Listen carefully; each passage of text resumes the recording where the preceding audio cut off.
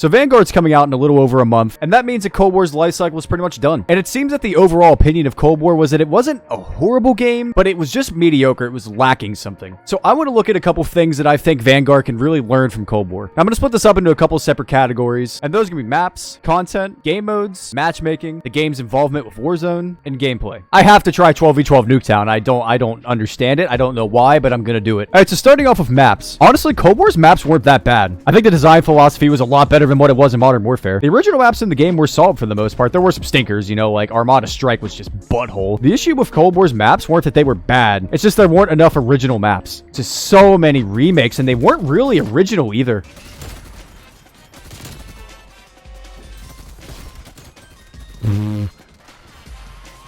Oh my gosh, we're going off.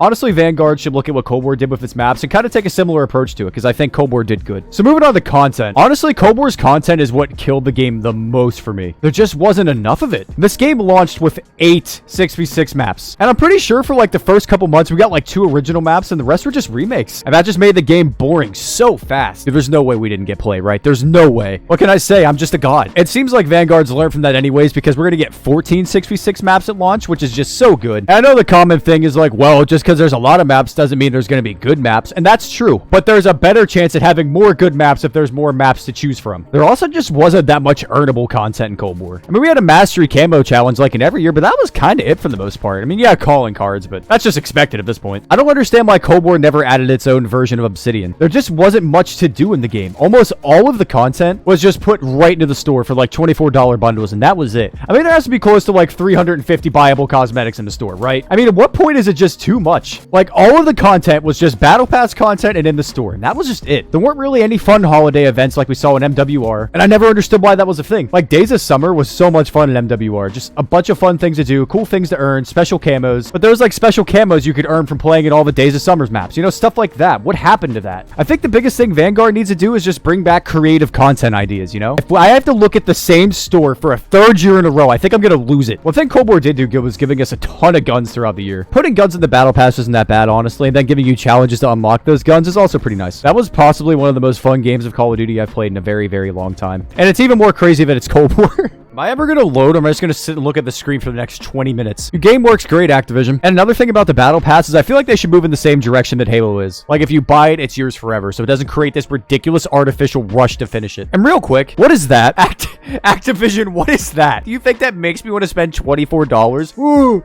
that's a nice bus. All right, now we can move on to game modes. Honestly, Cold War's game modes are pretty amazing. Good example is what I'm doing right now. Oh my. Like, Cold War kind of knocked the game mode department out of the park with some of these. Like, the 6v6 on the gunfight maps is one of my favorite modes ever. I mean, sure, it didn't launch with all of the modes, but it brought back some good ones, like Sticks and Stones, which, correct me if I'm wrong, I don't think we had seen since Black Ops 2. Unless it came back for, like, a specialty mode in BO3 or 4 or something. Just bring in a bunch of fun modes, party modes, just modes that you think wouldn't make sense from a developmental standpoint, and just throw them at us. It makes the game so much more fun. I love these ridiculous modes. Everybody in this lobby is just stationary on head glitches now. I am so glad that that game's over. I never ever want to be exposed to TDM on 12v12 Nuketown ever again. That just gave me hepatitis. Now we get into the fun stuff. Let's talk about matchmaking. Everyone's favorite topic that everyone agrees on. Just straight up take skill-based matchmaking out of the game. I don't care if you disagree with me. I don't care if you agree. I don't care if you don't think it's that bad. It is not good for the game, and it brings on more negative effects than it does benefits. There's already been how many people that say they will not play the game if skill-based matchmaking is as bad as it is in Cold War and Modern Warfare. From a developmental standpoint, if you don't want your game to die, why would you put it in the game then? Why do you want to die on this hill? They also like to ignore it. I mean, the only reason we really know how bad it is because people themselves had to test it. Because there was such a lack of communication from a developer, people had to find out themselves through extensive testing what was in a game. That is ridiculous. This is public, casual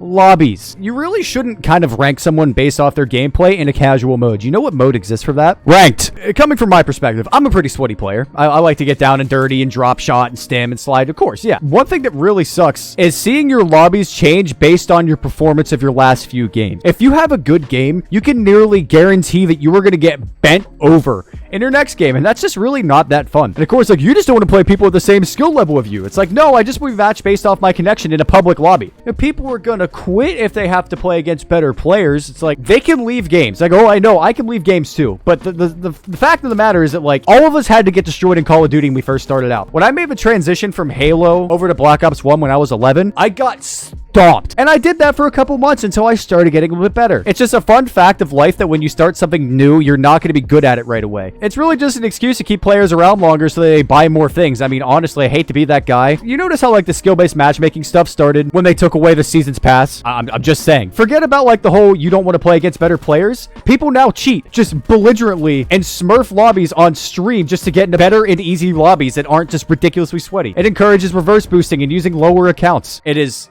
discouraging to play in that. Because like I said, I realize I'm a sweaty player, so this is kind of like, oh, you just don't want to play against good players. It's like, I don't want to have to play like this. If I want to have a positive KD, Vanguard will be a better game if it takes out skill-based matchmaking. Moving on. Now, this is going to be an interesting one, but I want to talk about the game's involvement with Warzone. So I think, honestly, Cold War was tied in way too much with Warzone. It honestly just felt like Activision put way more time and attention into Warzone, and people ended up caring about it more. But when your new game ends up taking a back seat to your old game and just ends up having way more players because you put a lot more time and attention into that game mode, I feel like that's an issue. The new game should be the forefront of your content cycle, right? Cold War just ended up everybody going and getting all of the camos that they could and then going right back to Warzone and leaving Cold War. But I think it's important to make sure Vanguard doesn't end up taking a back seat to Warzone again like Cold War did. I know Activision came out and said they're going to put more of their focus into Warzone than 6v6, but I think that's a mistake. I think you have a lot more people that play and enjoy 6v6 than you think. Lastly is gameplay. I think Cold War just brought back the better radar, where when you shoot, you end up going up on the radar. And honestly, I just think the gameplay ends up flowing better because of it. Honestly, Dead Silence should be a perk, things like that. Like overall, I just think Cold War tried it back into a right direction of game design. Although the score streak system, please bring back normal score streaks, where it is earned continuously throughout a life and then resets when you die. If you want to make score streaks that are like that, bring back specialist streaks. Oh, and one last thing. Make sure that this anti-cheat works. Nothing killed COD quite like cheaters this year. Fix it. So that's pretty much it. Honestly, this video kind of ended up being like a final review of Cold War in a way. But I really do hope Vanguard ends up being a good game. I have, for some reason, high expectations. I don't know why. So if you like the video, you should like it. It seems like that makes sense, right? And subscribe if you're new. I'd really appreciate it. Down below is links to my Twitch and my Twitter and my Discord and stuff like that if you care about that. And yeah, bye.